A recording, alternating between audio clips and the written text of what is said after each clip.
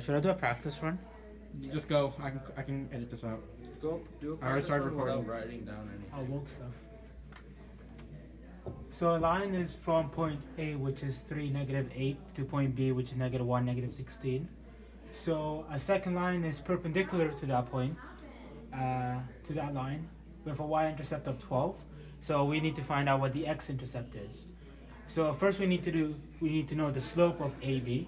So we need to do m for the line AB. To find out the slope, we use the formula m equals y2 minus y1 over x2 minus x1. And this, we already have the points. We can plug in the points already.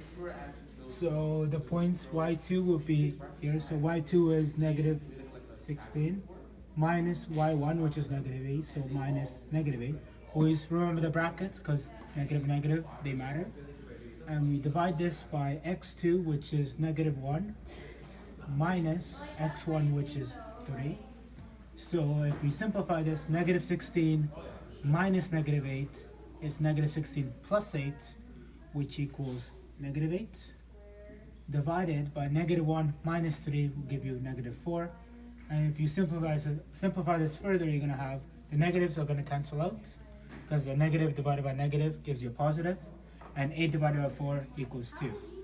So 2 is the slope of the original AB line. So this m equals 2. But since the line we're trying to find out is perpendicular to that line, we remember that if it's perpendicular, the slope changes to 1 over m and it's negative. So we take the reciprocal of the slope and we make it negative. So slope is 2. So we're going to take the reciprocal of 2 and we're going to make it negative. So this is the new slope we have. So we already know the y-intercept of this new line we're trying to find out. So we can write that in mx plus b format. So y equals mx plus b. So y equals m slope is -1 over 2 x, and the y-intercept is b is the y-intercept, so that's plus 12. And all we have to do now is make y equals 0, because that's how we get when we have an x-intercept, y always equals 0. So we're going to have 0 equals -1 over 2 x plus 12.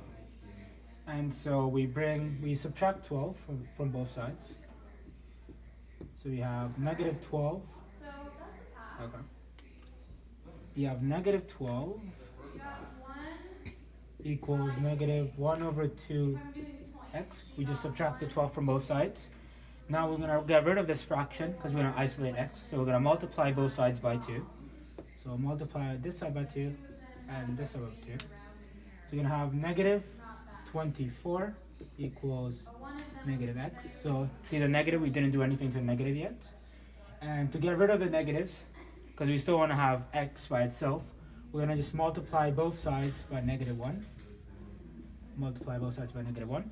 We're going to have 24 equals x. So remember, the question asking what the x-intercept is. An x-intercept, that's a coordinate on the graph. So we're going to have an x and y value for that. So this is our x value, and to find the x-intercept, we're going to have an x value of 24. And by the definition of an x-intercept, the y value will be 0. So that's the answer.